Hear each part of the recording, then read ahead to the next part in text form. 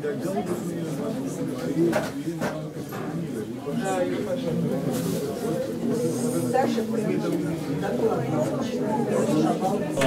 icon was painted on an icon board that belonged to Brother Jose. It was empty.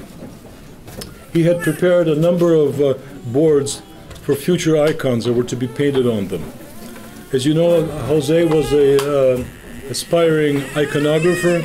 He painted some icons, and he was a specialist in iconography.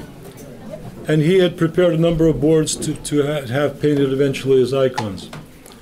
Брат Иосиф был иконописцем, любителем, и он приготовил целый ряд досок для того, чтобы написать иконы на них. И после его кончины, когда надо было ликвидировать его квартиру в Монреале, потому что сотрудницы дома иконы не оставалось денег, чтобы платить за квартиру, надо было что-то с его вещами сделать. И вот матушка наша, Маша, и еще одна прихожанка наша, Шала Рей, поехали в Монреаль, наняли прицеп, и все личные вещи, которые оставались в квартире брата Иосифа, привезли в Вашингтон.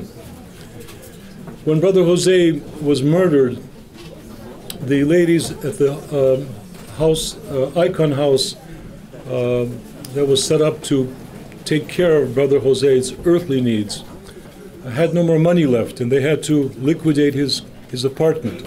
They couldn't pay for the apartment anymore.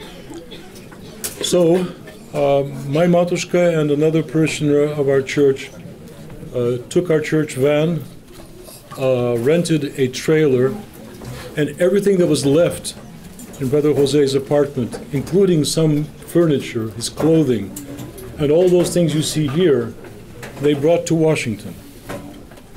And we are keeping these items until the day when he is, God willing, canonized, and we can set up something of a chapel for all of these things.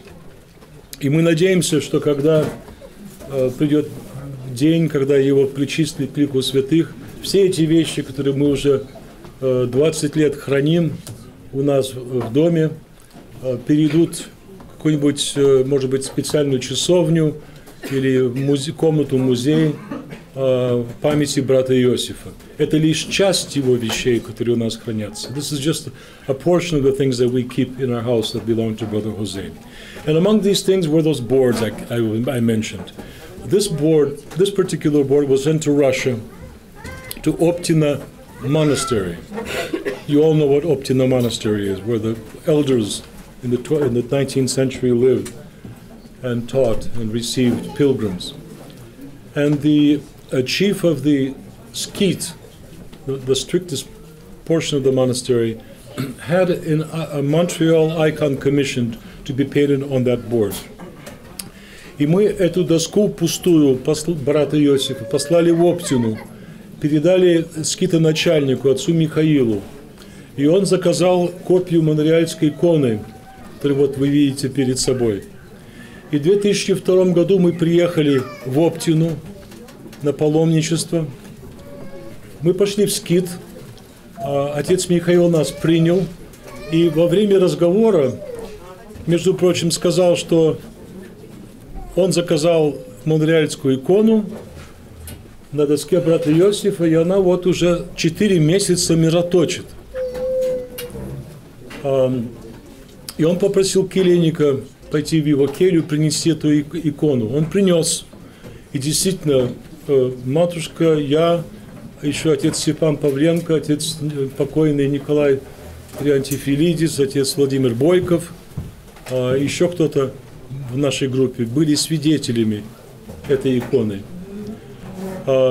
And during the conversation with Father Michael, he told us that he had commissioned a Montreal icon on Brother Jose's icon board, and that it had been streaming myrrh for 4 months.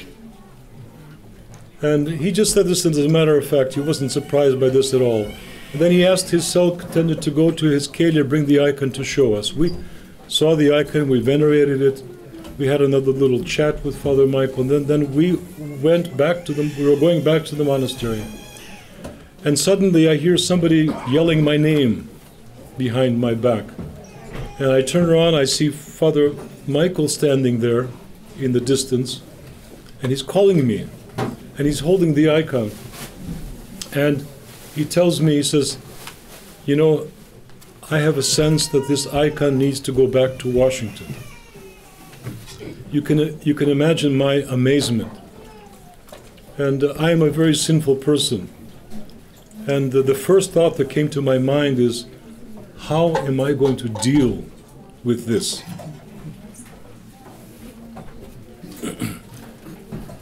Отец Михаил, когда мы попрощались, мы ушли по дороге обратно в монастырь, и несколько сотни шагов мы сделали, и я слышу, кто-то кричит мое имя. Я поворачиваюсь, вижу вдали, там, где мы с ним простились, отец Михаил стоит с иконой. Я подхожу к нему, я тоже грешным делом думал, что я что-то не то сказал, может быть, он хочет меня выругать, или, может быть, что-то насчет зарубежной церкви сказать, что мы еще тогда не были объединены, что-то такое, знаете, колкое. Но я подхожу к нему, и он говорит, знаете, у меня сильное ощущение, что эта икона должна с вами вернуться в Вашингтон.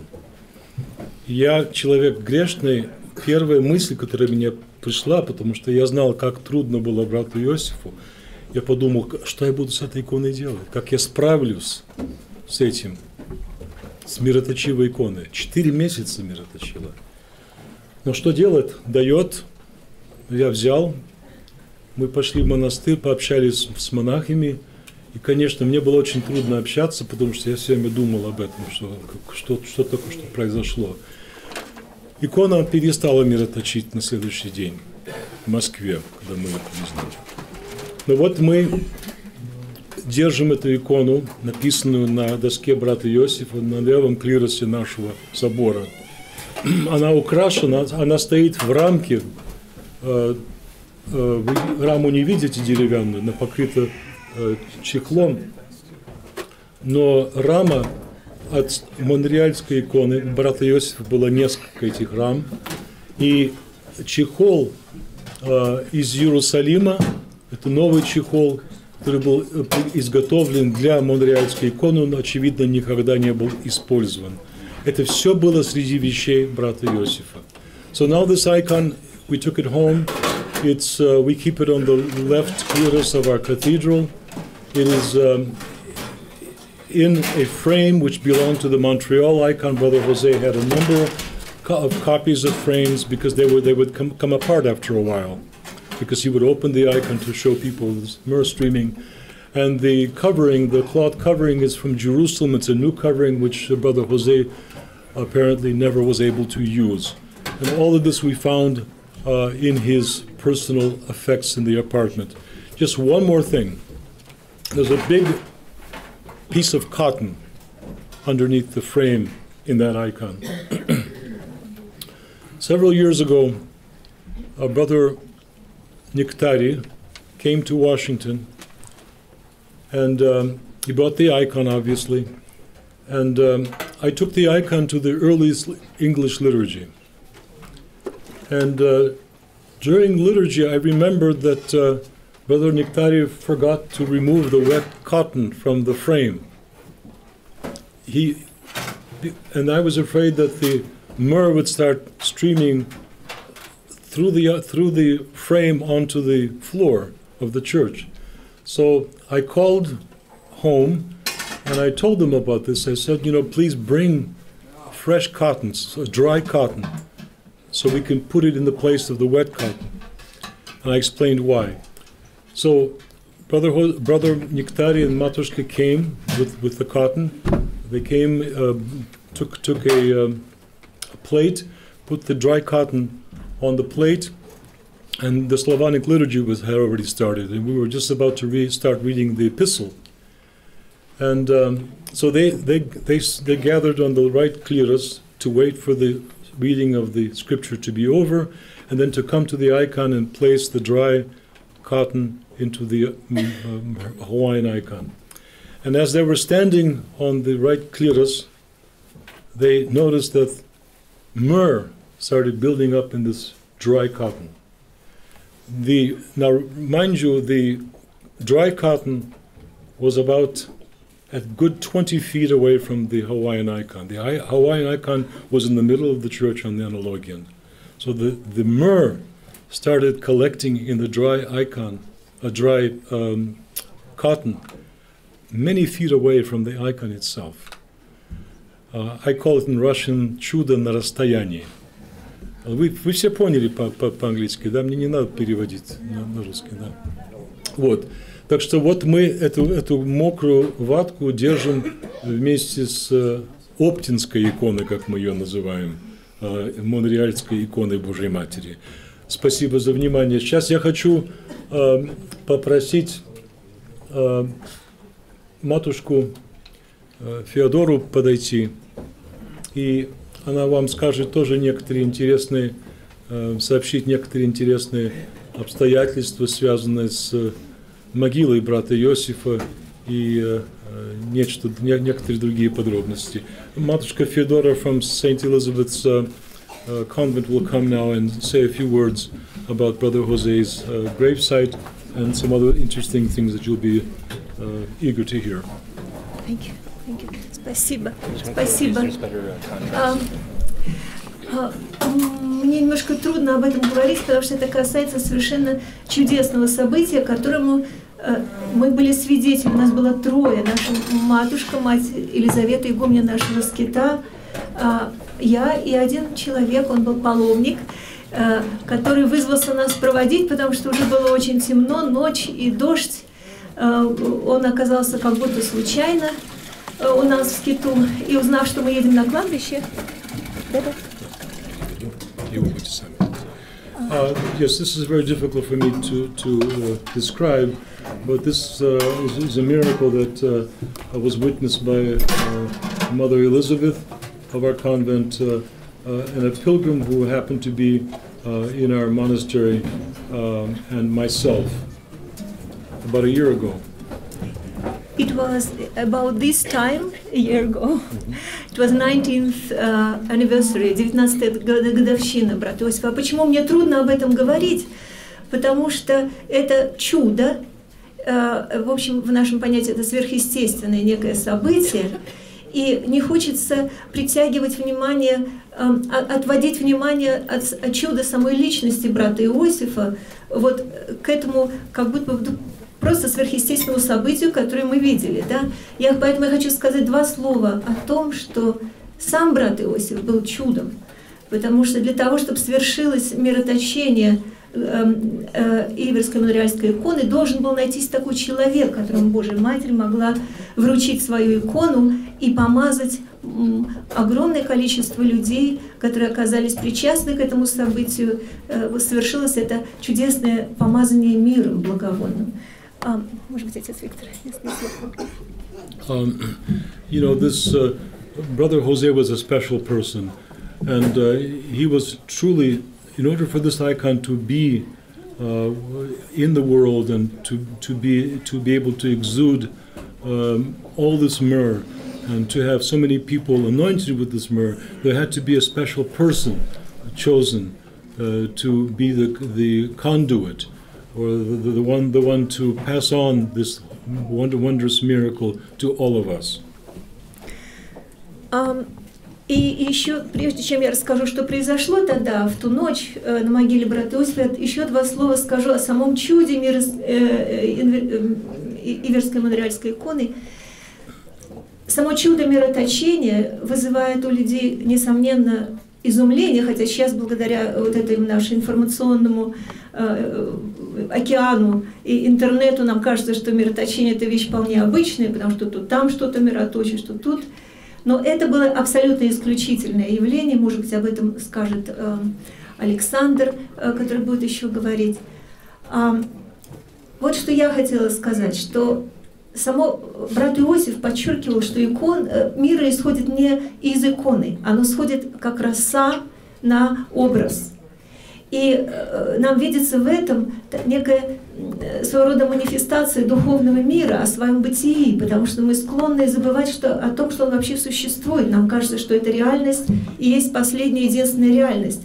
Но подлинная реальность, гораздо, может быть, более подлинная, чем наша, как-то о себе дает нам знать. И вот мироточение — это вот, в моем понимании, и есть в материальном виде явление духовного мира. Too much. Where's that professor of philosophy when I need him?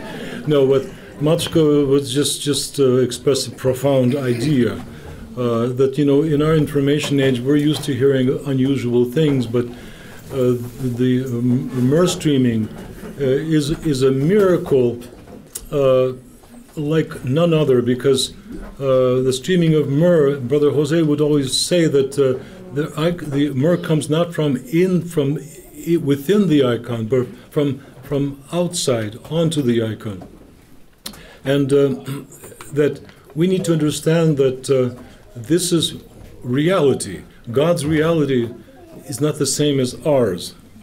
God's reality is something we need to strive for, but it's different than the reality we think we live in.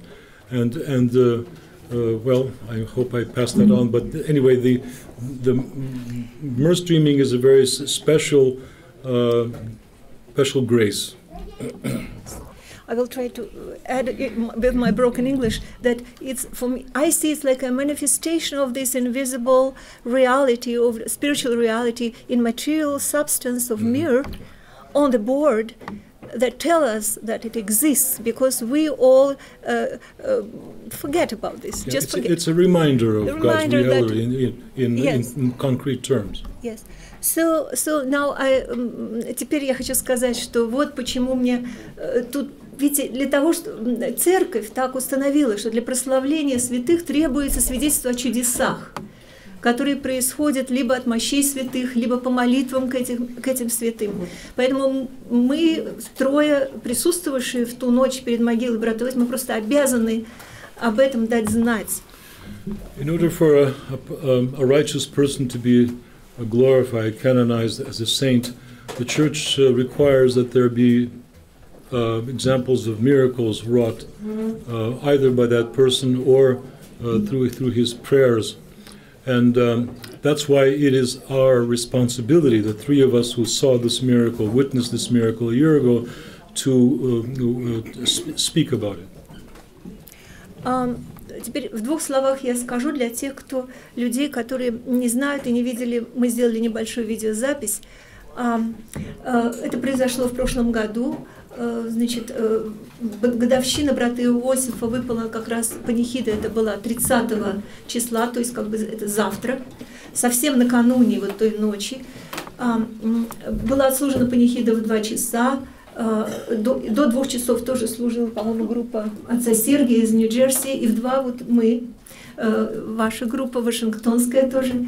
И когда отец Виктор начал панихиду, первый возглас, пошел дождь, а на могиле уже горели все свечи.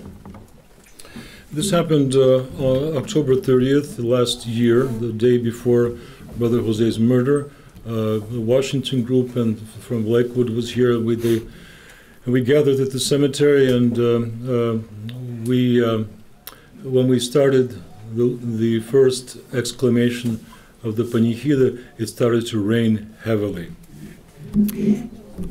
Да, и свечей было очень много, могила просто вся была укрыта этими свечами. It was so many candles, parallel translation, the grave was covered with candles, and they were all burning. Все свечи горели, пошел сильный дождь, все стояли под зонтами, а свечи продолжали гореть. Но поскольку мы... Когда мы молимся, тем более служим панихиду, мы находимся в особенном состоянии, мы не можем восклицать и кричать: смотрите, смотрите, свечи горят. Поэтому все продолжали молиться и стоять спокойно, а свечи горели под дождем. And notwithstanding the fact that it was raining hard, we continued the panichida, but all the candles were lit. We lit them before the rain started, and they kept burning, the candles, even the small ones. And of course we were praying, so we couldn't stop and say, oh wow, look at this amazing thing. We just kept praying, and it kept raining. Затем мы все уехали и приехали как раз в наш скит, и как раз была икона же гавайская у нас, и мы пели о кайфе, все были в таком вдохновленном состоянии, потом наш магазинчик, все были оживлены и уже быстро собрались уезжать, и перед тем, как группа отбывала, матушка Мария попросила нас подъехать посмотреть, что происходит на могиле, и мы отправились на кладбище где-то в 5:30. And then after the panihida, all the pilgrims came to our skeet.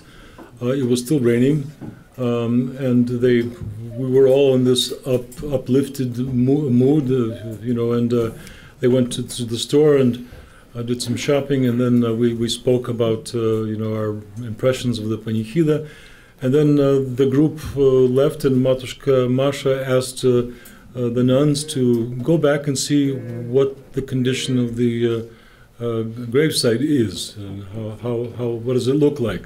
And this is at 5:30 in the evening.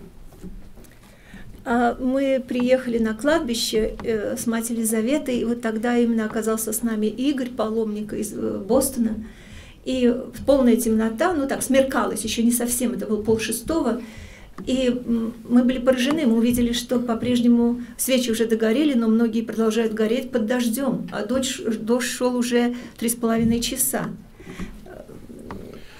And we came to the cemetery, and it was much darker, and to our amazement, we saw that all of the candles were still burning. They were burning down to the ground, and it was still raining. Да, и вернувшись домой, мы решили что-то сделать для того, чтобы это снять, поскольку все-таки это совершенно исключительное явление, это должно было быть запечатлено. Мы вернулись через час, пока мы нашли какие-нибудь там девайсы, и полная темнота, ночь. Нам показалось сначала, что нет огня. Когда мы подошли ближе, мы увидели поразительную вещь. Я сейчас быстро это скажу, чтобы отцу Виктору не слишком много буду переводить, но мы увидели, что горит, свечи уже догорели, мы увидели, что огонь на земле, да, и можно было, я даже там комментирую в этой записи, что, может быть, это огонь просто бегает по поверхности воска расплавленного.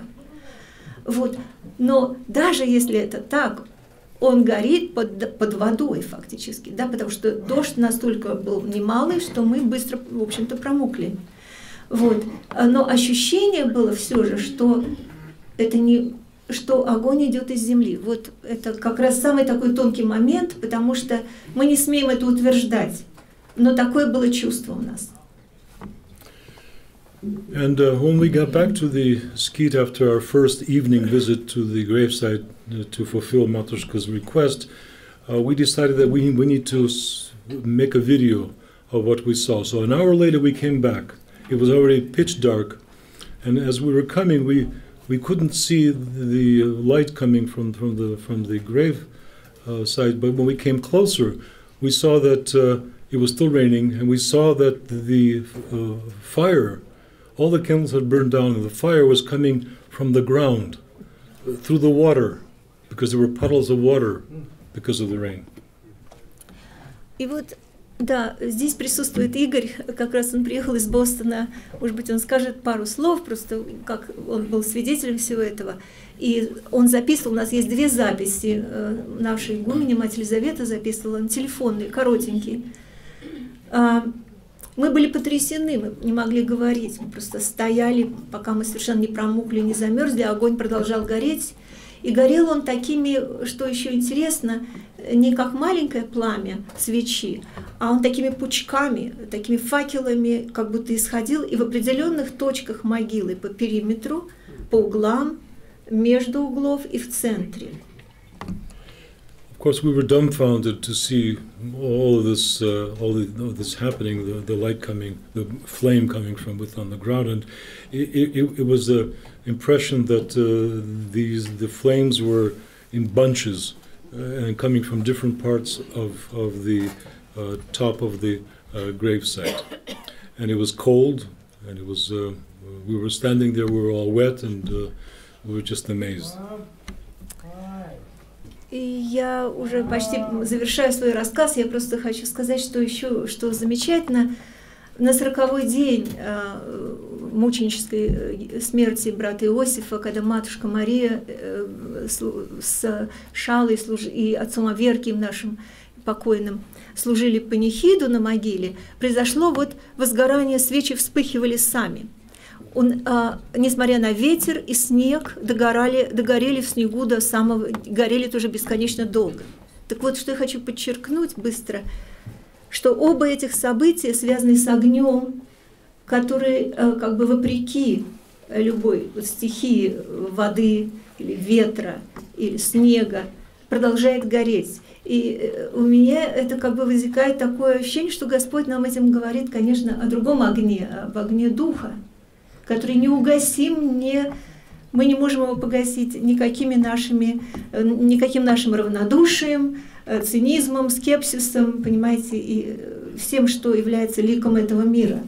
Вот это я просто хотела сказать. And also, this reminds us of the first miracle that was wrought on the gravesite of Brother Jose on the 40th day after his death. Matushka Shala Ray, a parishioner in Washington, and Father Averki were to serve a panichida for Brother Jose, and it was windy, it was cold, and suddenly in front of their eyes, the candles on the gravesite, they couldn't even light the censer, the charcoal for the censer. They had to go into the car because it was so windy. It would blow out the lighter. But suddenly in front of their eyes, all the candles that were on the grave lit up by themselves. And they burnt, and this Father Luke was a witness to this, they burnt all the way down to the ground, through the snow to the ground. It's all written up in great detail in some of these books that are on the table here. And even photographs. Oh yes, and of course, yes, and there are photographs that were made also, and the fact that these two signs, the one we saw last year on October 30th and on the 40th day, are connected to fire. And what we can interpret this as being the unextinguishable fire of the Spirit. The Spirit, of course, of Brother Jose, first and foremost, probably. But any spirit of a saint or anyone who lives the life in Christ, it cannot be extinguished by the powers of this world. И я завершаю свое сообщение. Мне хочется сказать, что нас было трое перед могилой. Мы знаем слова нашего Господа, где двое или трое собраны во имя Мое, там я посреди них. И вот нас было трое, вот как бы это означало не то, что это было просто 3 человека. Вся наша церковь вот в лице вот этих людей, оказавшихся в ту ночь перед могилой, и церковь земная, воинствующая, и церковь небесная в лице мученика, отвечавшего вот на молитву этого дня этим удивительным огнем, в этот момент были вместе. Вот. Мне просто было сильнейшее переживание, я это даже вот там где-то записала, вот. Это забыть невозможно. Поэтому делюсь с вами, благодарю вас за терпение, внимание. Спасибо, может быть, Игорь, 2 слова, если вы... Да.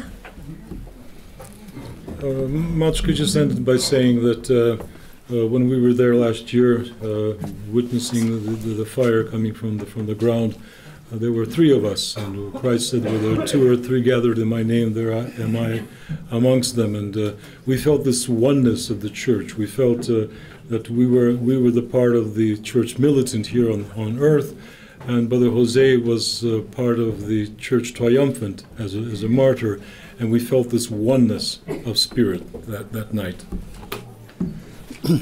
Я хочу только пару слов сказать. Лучше видео посмотреть, потому что, да, лучше видео посмотреть, это все скажет. И если кому-то нужно будет ссылка на видео, пожалуйста, обращайтесь к матушке, мы пришлем.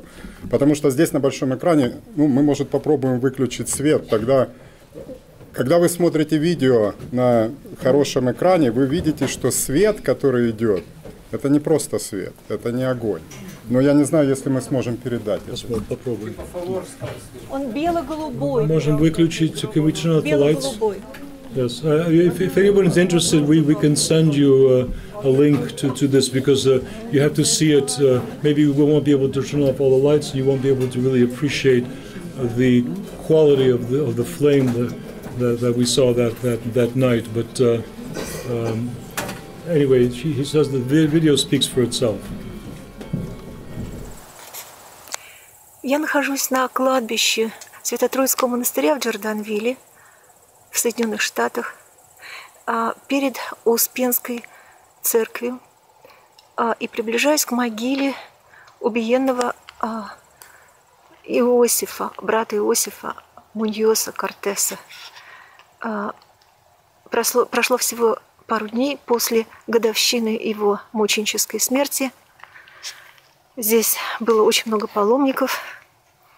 И произошло 30 числа, воскресенье, после отъезда всех паломников, необыкновенное событие, о котором я в нескольких словах скажу. Была отслужена две панихиды в субботу, 29 октября, и воскресенье 30-го. И вот в воскресенье на могиле еще было много свечей с предыдущего дня, и новые свечи.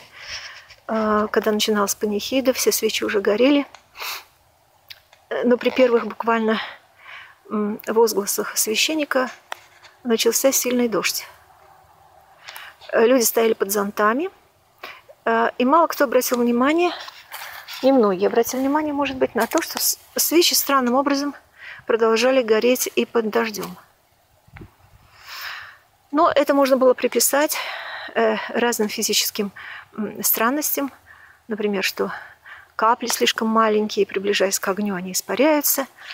Вот, что, может быть, многие подумали, и после панихиды разъехались.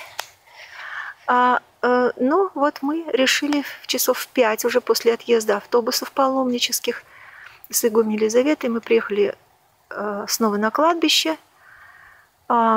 Дождь шел весь день, то есть все это время, начиная с 2 часов, шел сильный дождь. Мы были почти уверены, что уже, конечно, все свечи погасли. Но когда мы приблизились к могиле, мы были поражены, увидели пламя. И это было все настолько удивительно, что мы не вглядывались, откуда это пламя исходит. Мы просто подумали, что некоторые свечи горят, что уже само по себе достаточно необыкновенно. Но мы сделали несколько фотографий, вернулись в монастырь, в наш Свято-Елизаветинский скит. И потом приехали снова, чтобы просто убедиться в том, что все это уже кончилось, потому что дождь усиливался, и не было никаких оснований предполагать, что свечи горят. Мы вернулись к могиле. Когда мы подходили к ней издали, нам показалось, что да, действительно, все погасло. А когда подошли близко, были совершенно поражены, потому что впечатление усиливалось тем, что в это время здесь уже темно. Это просто ночь. И вот в этой темноте ночи мы увидели... Запись оборвалась. Я повторюсь, что в темноте, в ночной темноте мы увидели буквально факельное горение по углам могилы, как бы по периметру могилы. Яркий огонь, такой беловатый, голубовато-беловатый. И когда мы подошли, мы сделали тоже маленькую запись, но она очень короткая, потому что была сделана на телефон. Вот. И мы увидели, что это не как-то до странности пламя собрано таким пучком и похоже действительно на факелы. Мы постояли перед могилой, помолились, и с нами был один паломник, и он сопровождал свою запись речью, и он даже высказал там свое непосредственное впечатление, что такое чувство, что огонь исходит из-под земли. Но это можно было воспринимать как немножко как метафору. Он и сам смутился, как-то сам себя оборвал. Вот. А сейчас я приехала сюда, потому что меня не оставляет ощущение, что горели не свечи. И вот сейчас, рассматривая могилу, я вижу. И сейчас хочу это еще раз, так сказать, приблизиться и показать вам. Вижу, что, как и тогда было ощущение, что горят такие как бы кратеры. Пламя исходит как будто бы из кратеров. Вот один из них чрезвычайно ярко себя обнаруживает. Вот, пожалуйста, совершенно круглая, земляная, вот сожженная земля в форме круга, окруженная восковым таким ограждением. Вот я приближаюсь.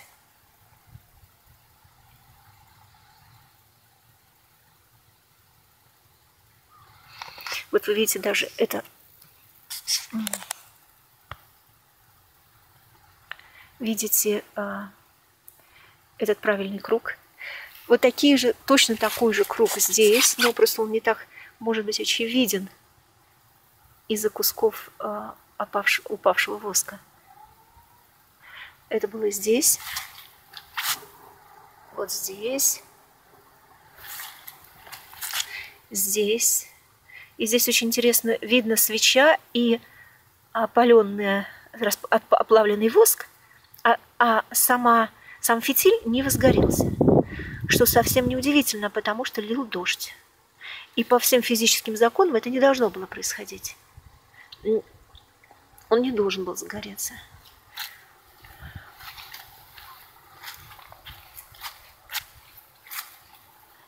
Здесь другой угол могилы. Происходило то же самое. И вот особенно яркое место вот это. Потому что здесь вы даже видите вот эту большую свечу, как она оплавлена снизу. Вот этот белый фитиль, который не загорелся. Вот. Здесь было то же самое явление здесь. Вот. Я делаю это сейчас, потому что все мы склонны принимать желаемое за действительное. Мы ищем чудес. Мы напитываемся от них какой-то убежденностью. Вот. И поэтому, в силу того, что мы как бы жаждем этого, очень легко усомниться в том, что наши утверждения не продиктованы ложными какими-то мотивами. В данном случае я хотела просто это запечатлеть, чтобы не для того, чтобы прибавить ко множеству чудес, известных нам из истории христианства, еще одно, а для того, чтобы прославить в наших душах мученика, брата Иосифа Муньоса, и молиться ему, чтить его и благодарить его за его подвиг. Вот.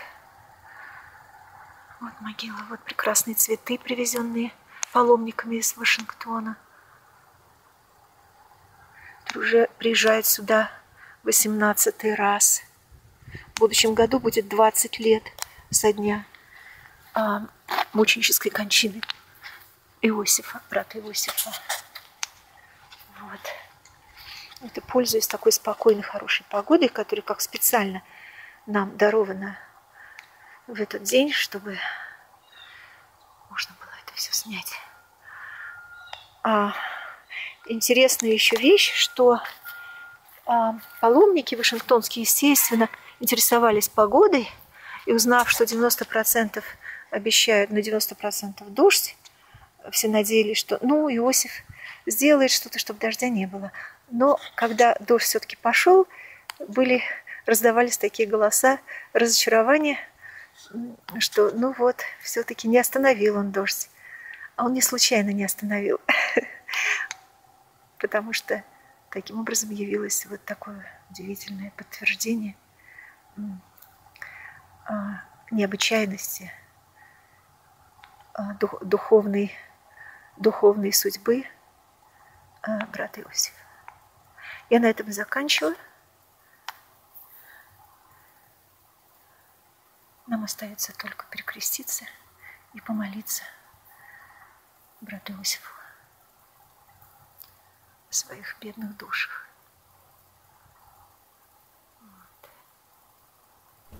Наши современные монахи нехорошие кинооператоры.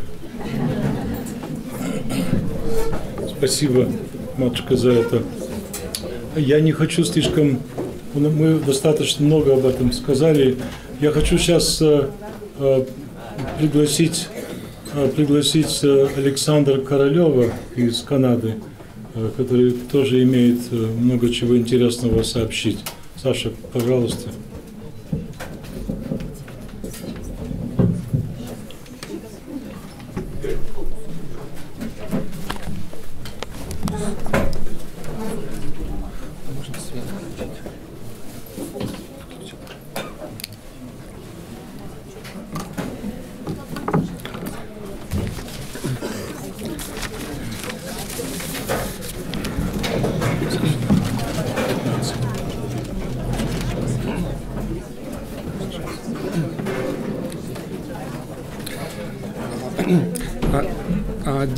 Dear fellow pilgrims, dear brothers and sisters, and please forgive me. I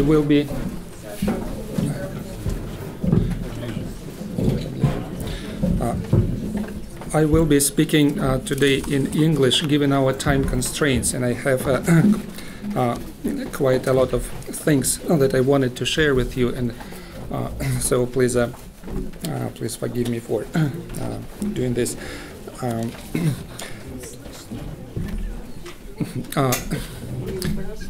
Everybody is talking about three major jubilees that are being celebrated this year. 35 years since the Montreal icon was revealed, 20 years of Brother Jose martyric death, 10 years since the Hawaiian icon was obtained, revealed itself. But there is one more celebration which is also this year, and it also pertains to our church. It pertains to Brother Jose. When he was still young and still living in Santiago, Chile, at least this is how the story goes, one day he was walking along the parts of the city which he apparently did not know well, and he somehow got lost, and eventually he came up to some not big but beautiful Russian church, and he entered, and it happened that there was a service, a solemn service inside, and as the story goes, he was so struck by the presence of God in this church on that day that we know that he remained within this church, and in fact he became the precious stone of this church. It is interesting that that day was the celebration of the elevation of the cross, the feast which is celebrated in September, and that this was the first ever Orthodox service that Brother Jose attended to. And this year marks 55th anniversary since that event. So 55 years ago, in fact, if we stick to the etymology of the word jubilee, which is the Hebrew word, the biblical word, which means 50 years, that fourth jubilee is to be called jubilee proper, closest to 50th anniversary. Okay, good. It was the preliminary note. Now, for some people, this pilgrimage is 20th. For some people, they are new This is just the first one. And myself, personally, I fall right in the middle. So it is my 10th time. Exactly 10 years ago, I was here as part of this pilgrimage for the first time. There had been a series of events, serious events, maybe even life-threatening events that brought me here. And surely there were, but that first pilgrimage, many things happened during that time and after this, and surely that time became a clear dividing point in our life. So the whole life now is divided before and after. So this is to the question that pilgrimages are dangerous things. So they may change, and they do change lives of people. I was asked to share with you some of the just my own reflections, some ideas, what I think, what makes people come here, why should we come here to the tomb of Brother Jose, and more generally, what is the importance of the Earthen icon, Earthen of Montreal and Hawaiian icon. Well, we all know that, and we have seen many people, and many people here, they have been the witnesses of many most miraculous things in their lives. Healings, lives changed, and most wondrous events. But nevertheless, not intending to devalue the importance of the miracles. After all, this is the way the Holy Theotokos chose herself to reveal herself, and this is what she does, and not what we decide to have. Nevertheless, I think the major point is not in seeking for the miracles, and the answer to this question, what brings people here from year to year from different countries as far as Europe, Russia, is in something else. And to me, the answer is surprisingly simple. It can be found in our usual rule for the communion. When we prepare for the communion, at least within the Russian tradition, we read some psalms, and one of them is Psalm 23. And let me read this excerpt from this, and we'll start from here. We'll take it as a starting point. Remember the earth is the Lord's and all its fullness. And then it proceeds. Who may ascend into the hill of the Lord, or who may stand in his holy place? He who has clean hands and a pure heart, who has not lifted up his soul to an idol, nor sworn deceitfully, he shall receive blessing from the Lord and righteousness from God of his salvation. So the first verse is, who may ascend into the hill of the Lord, who may stand in his holy place. Surely in time of David it was the reference to the holy mountain of Zion. This was the place where the temple, the only temple, was erected, and it was the only place chosen by God himself to be the place where people and God meet. So that was the only place where the chief priests could enter into the immediate presence of God and get some even direct answers from him. These days, of course, we are not talking about the Mount of Zion. We are talking about the temples of our souls where God dwells.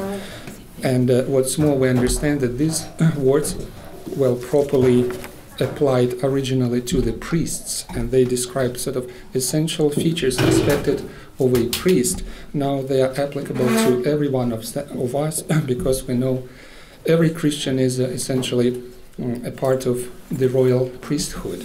So what are the essential features of royal priesthoods, priests or every Christian?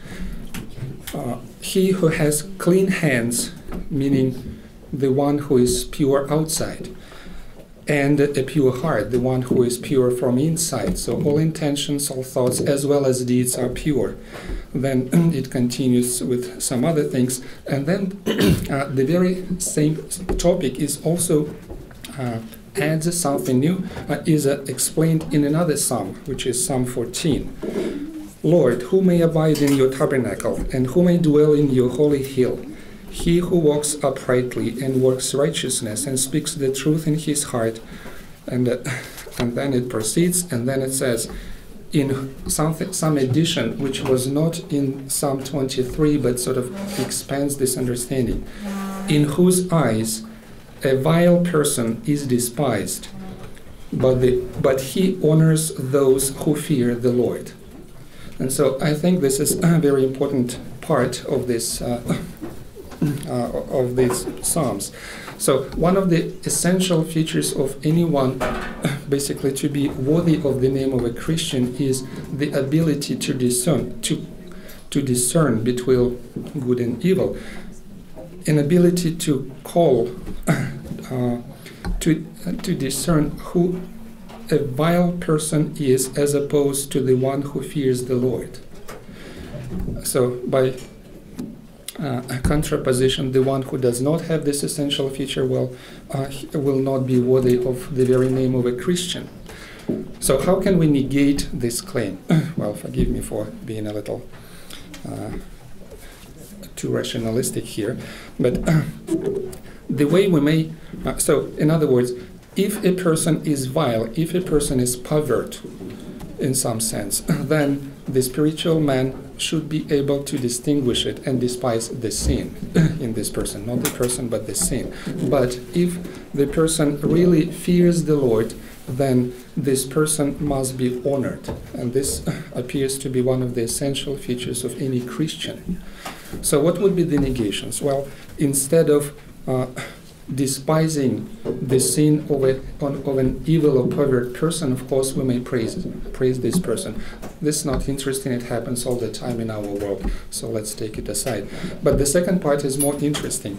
If you have a person who really honors the Lord, who fears the Lord, we are supposed to honor this person. Well, the degrees of the negation. Instead of honoring this this person, we may just ignore this person and say, well, nothing really interesting. I mean, much ado about nothing. Or we may try to say that, well, in fact, it only appears to us. We don't know that he feared the Lord. Maybe it was quite the opposite. If he were the saint, I would be the saint as well. Something like this. Or the sort of total negation. If we treat this real person who really feared the Lord as if he was a pervert person. So it would be exactly the opposite of what this psalm sort of prescribes. And well, as you might understand that I'm talking about our brother Jose. And the answer to the question why we should come here, not because primarily to look for the miracles, yet we need to bear witness about them, but primarily because this is what it should be done. Because he is really the person who feared the Lord. And in order to be worthy of the name of a Christian, in order to belong to really royal priesthood, we should be able, we should honor him rather than to despise him as if he was not the one who feared the Lord, but was a vile person. Okay, so the next thing I wanted to share with you is some sort of personal witness which I did not share with many people before. It involves another person present here and with whom I got acquainted also during my first pilgrimage 10 years ago. And it appears that the most crazy person, well, he knows about this, and in fact I tell him about this on a daily basis. I won't call his name, though of course you understand that this was Henri, right? In fact, it happens that we no longer have Henri with us, but we have Andreas, his name that he took after the Holy Orthodox baptism. It happened about 3.5 years ago on island Andros at the monastery of St. Nicholas. And that monastery, if you know, is very closely connected with Brother Jose and the whole mission of the Iveron icon.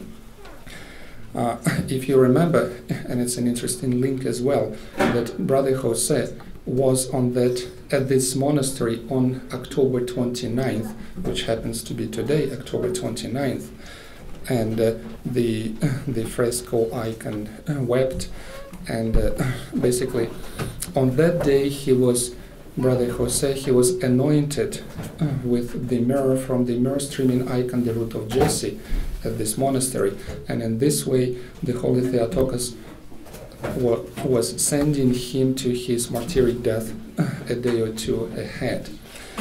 So this is a very special place, this is a very special icon. And those of you who have been on Andros, you may testify about this. Most miraculous things happen on a daily basis there. By the way, there is one more link with this October 29th, Brother Joseph, this baptism, and our friend here. October 29th happens to be his birthday today, so bon anniversaire, my crazy friend. Today is his birthday. So now there is one piece which I think we were together with Henri on those days, and something which followed after this, I think has a big importance, not only as something personal, but rather for a greater audience. And I will try to keep as much personal, irrelevant stuff I'm told, and I think this is the first time Henri will hear about this as well. So when Henri was baptized, and Father Dorotheos, the very priest, a saintly man, who actually anointed Brother Jose on that day, who sent him to his death, he sent us to Evia, to Procore Evia in Greece. This is where the church of St. John the Russian is, and St. John the Russian has also a very close link to Brother Jose. Brother Jose venerated him very much, and in fact, Procore was included into his tour on his last days. He first visited Evia, and then he went to Andros before he went to Athens. And so, but before this, here we have this icon, the root of Jesse at St. Nicholas Monastery. And the myrrh, when you touch it or when you kiss the icon, it burns. It physically burns. And so most miraculous healings. And so I sort of was probably too bold. And at some point, I just approached Father Dorotheos through Henri and asked him whether it would be all right if I just place my icon. It's a small icon of Iveron of Montreal icon I bought here at Jordanville 10 years ago, and just leave it slightly touching the icon overnight. Anyway, there is no one at the church, it was closed, and he said, okay. So it was. But you remember, and Nectari very often repeats it, that the icons are the windows to the other world. Yes, every icon is a window to another world, but most of them happen to be closed for us because of our unbelief. But sometimes, by the mercy of God, God sort of reopens those icons from the other side so that to help us with our unbelief. And those icons, they become sort of alive to us. And what Nectarius said, at least once, that it's interesting that when you touch your own icons, and it happened numerous times. This, he says, this window remains open when you go home with your icon, at least for some while, for some time. And so this is how it was. I left my icon just touching the very bottom of this miraculous icon over the night. And then what happened, well, the next day, and we were the witnesses of it with our own eyes, no one else was present, and there was just myrrh gushing from this icon, surely because of this huge icon in the presence. And the fragrance was very different. It was very different from the myrrh, from the very icon, the root of Jesse. And so we then next day, or in 2 days, we went to Procore, venerated Cynjohn the Russian, and then we were on our bus to Athens. And our plan was to go directly to this Ammonia part of Athens. This is where the Grand Hotel is. The Grand Hotel is the place where Brother Jose was killed. And so our plan was to come there, possibly to rent this room, 806, maybe something else to live in, but to pray in that room. Well, it didn't happen this time. The whole hotel was fully booked, no single place available, and in fact it was for better. But what happened? When we were coming closer, still on the bus, somewhere, if you know, Chris, the village of Marathon, the actual Marathon, and when we were getting closer and closer to this place, I started experiencing some strange things. I started, out of a sudden, having some sort of breathing difficulties. So as if, and it was aggravating. With every kilometer we were nearing this hotel. And so first I didn't pay much attention, but the condition became worse and worse. And for some reason I thought as if those of you who also, like myself, have allergic asthma may know about this. But the point is that now I live on the Pacific coast in Canada, pure air, everything like this. I don't remember anything like this for about 20 years. And out of a sudden, I started experiencing this very severe form. And the closer we were getting to this hotel, the worse it became. So I started sort of almost suffocating. And then I started thinking, what's going on? And I need to tell that the icon which was that I had with me, it had the fragrance of the myrrh very thick, very, very thick, about probably 2 meters in diameter. And then when I was going home on my plane, the passengers were looking around where this fragrance comes. It was very thick. Initially it was very sweet and very, very pleasant, but then I started realizing that the fragrance is no longer sweet, it's no longer pleasant, and it was becoming more and more with each kilometer, even to the point of feeling like acid, very bitter, very spicy, very acid.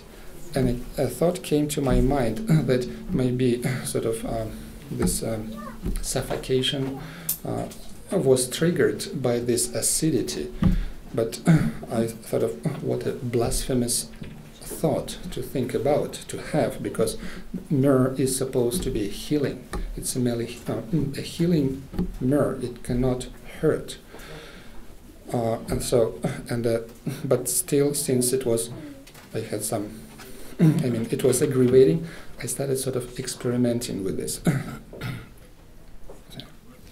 And so I was trying to open and close the bag, and it was clear. Whenever I opened the plastic bag with the icon, it started again. When I closed and turned it aside, it became better. I was a lot of perplexed, but then out of a sudden we came to this this area, and then we went to the hotel. And so here is the hotel. This is where the place where Brother Jose was killed. We were overwhelmed with some other thoughts, and at this point, Henri was starting experiencing some very extreme headaches, and he said, "My head hurts, and let's leave this place now. That's poor Joseph. Let's come out of here." And so, after some while, some prayer, we left, and the father, we went from this hotel. The better condition became, and then once we left this some proximity of this hotel, the mirror turned again into sweet and nice, pleasing. And well, I was sort of perplexed about this, but there were many things to think about after that particular visit. But later I talked to some people, and they reminded me, do you remember what was the official reason, the official verdict of the forensic scientists, the actual cause of Brother Jose's death? Yes, he was almost crucified, and we know all this, but the actual cause was asphyxiation. Poor Joseph, he was, all of his whatever was ruined, and he was not able to breathe normally.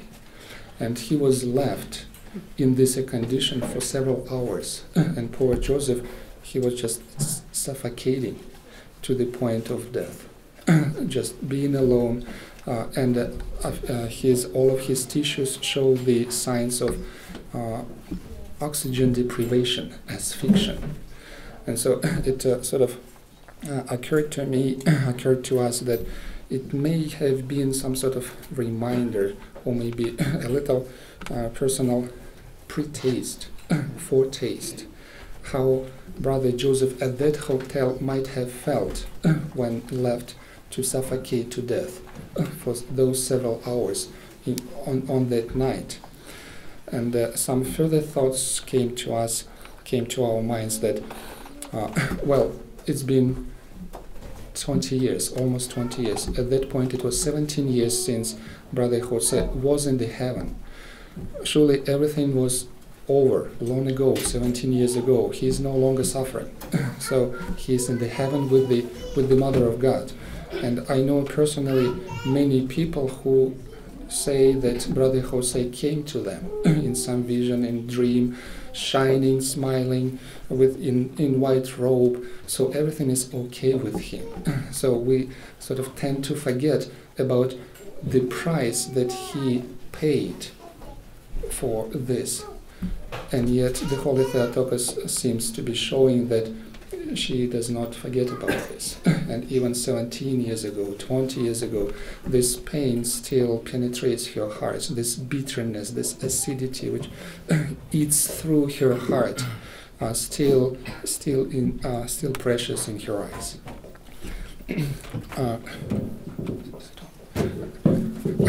I also wanted to say a little more about the flames on the grave, if you allow me a little more. I hope these are just sort of personal opinions, but I hope they would be deserving some interest. Well, first of all, looking at those pieces of videos and talking to different people, I think we should be talking about two different events here, not just one. The first event is, two separate miraculous phenomena.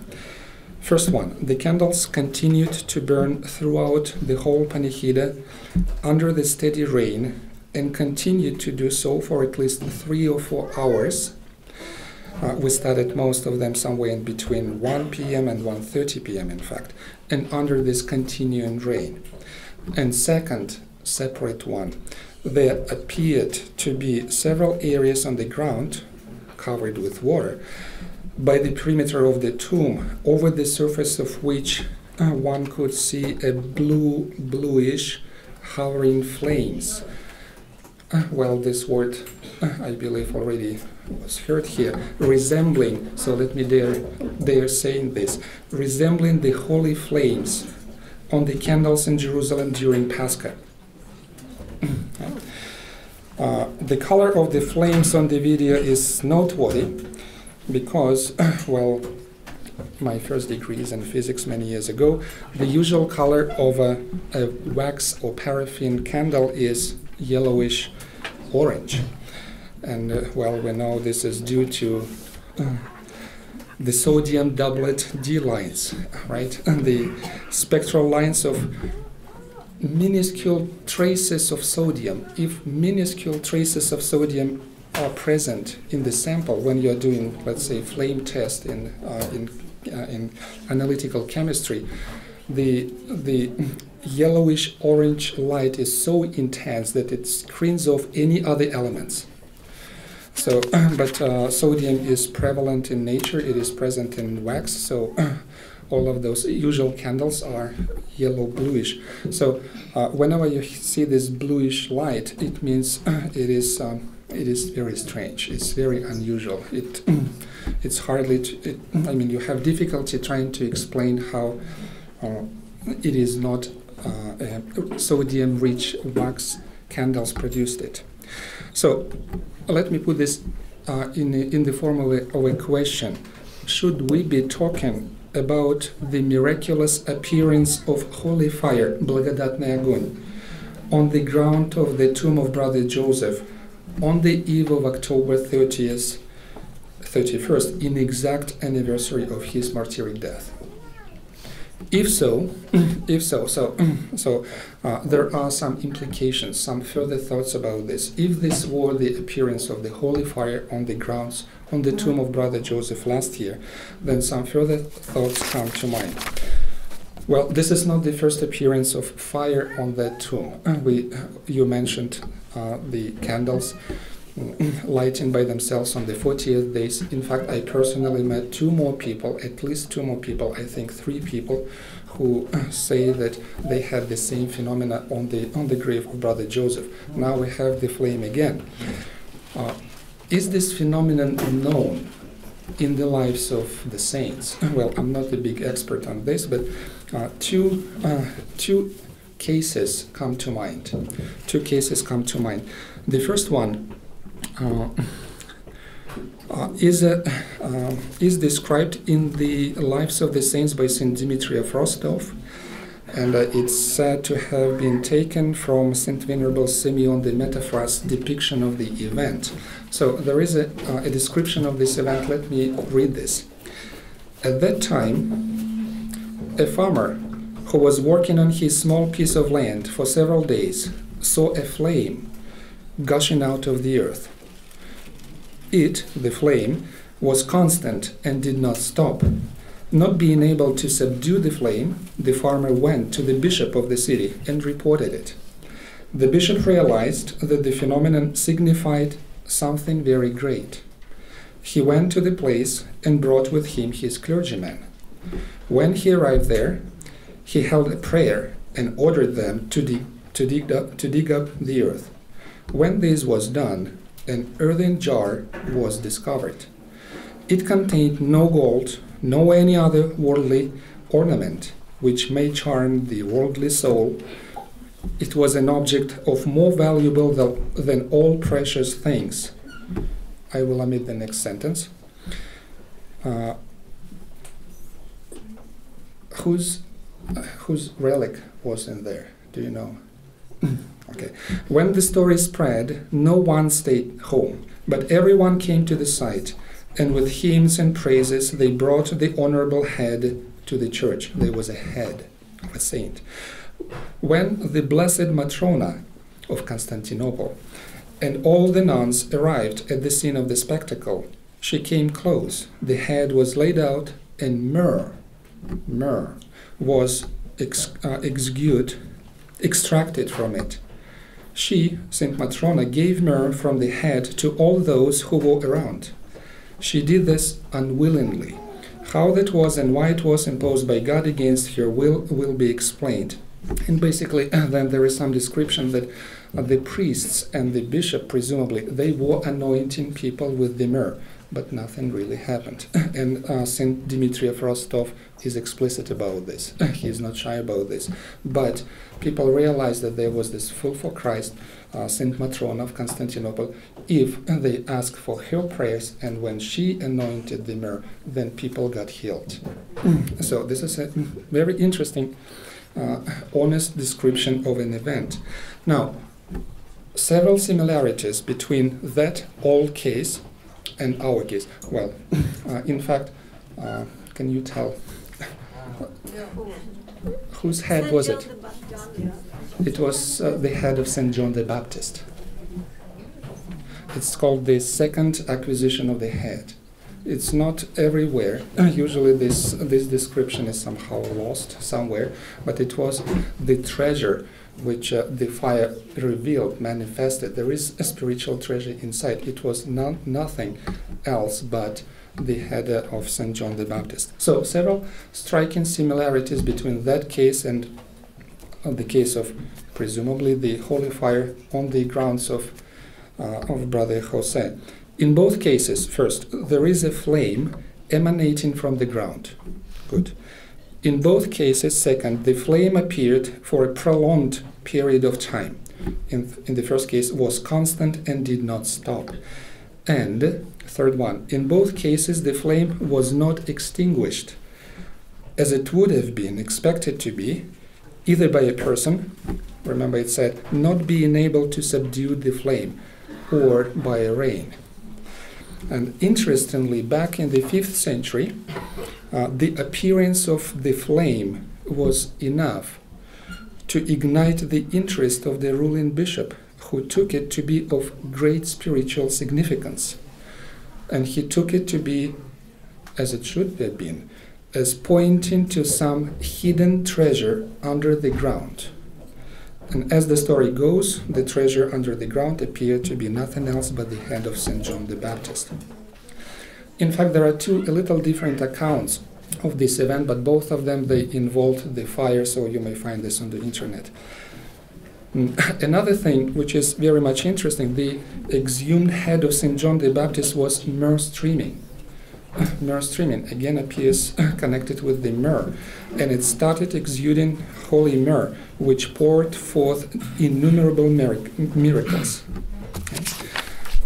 Now, all this having been said, let me ask you some questions, put it in the form of the questions.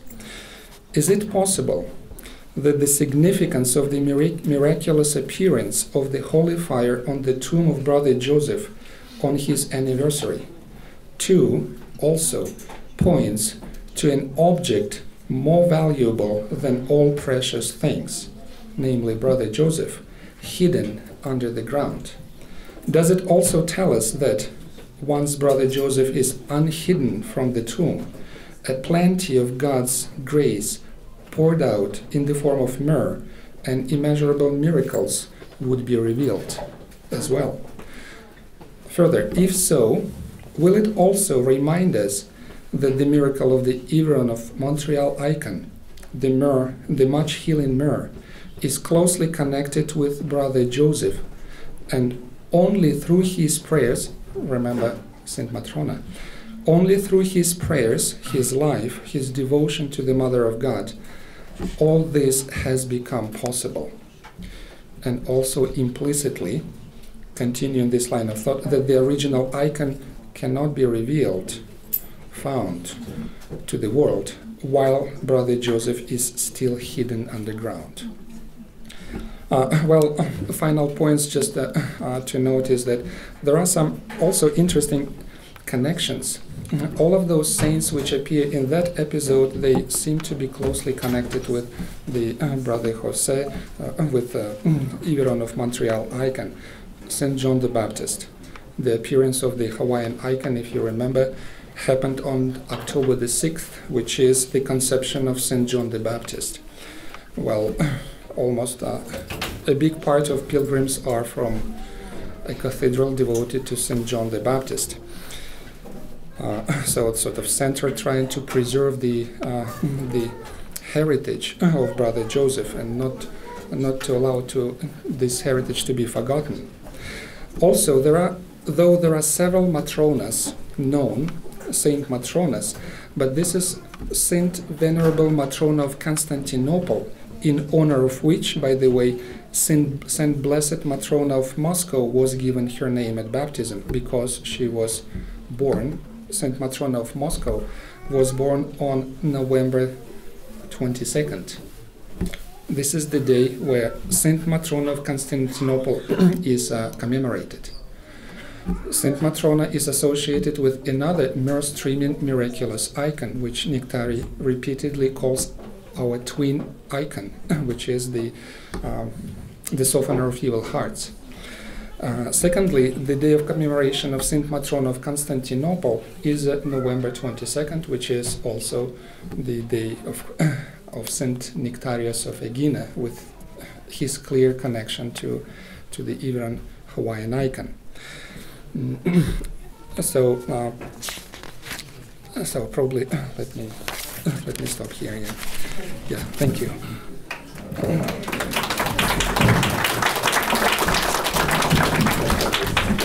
Спасибо, Саша. Я надеюсь, что вы это в письменном виде так организованно представите нам. Можно я одно слово хочу сказать? I like to say just a few words, Sasha. I like to add, Sasha, when you just spoke about the fire, as you all know, we witnessed the candles on the 40th day, and Sasha, indeed, when it happened, I personally was completely shocked, and I thought about the holy fire. My first thought was, this is like the holy fire in Jerusalem, because it lit it by itself. And the wind would blow up, and it will lit again, and it was non-stop like that. This is something I would like to share with you. And also I heard that the Saint Maxim Ispovednik also is connected with a miracle of fire, if you can search about that. And also Ambrosy Optinsky, I was told. Something was connected with Ambrosy Optinsky и огонь. You know, Mikhail Andreev, the proprietor of the Jordanville Monument Company, thank you to him, he put the bed around Jose's gravesite. He put it together. It was apart, but he told us that often when he puts up monuments, he has to dig the foundation for the cross, and after a person dies, and there's maybe like a half a year later, when he digs, he senses the stench of a rotting body. He said that when he was digging the foundation for the cross, for Jose's cross, the one we all saw yesterday, we will see in 1 hour, he sensed a myrrh fragrance coming from underneath the ground. Interesting. Спасибо за внимание. Thank you for your attention. Сейчас помолимся, да? We'll say a prayer. Благодарим Тебя, Христе Боже наш, яко насытил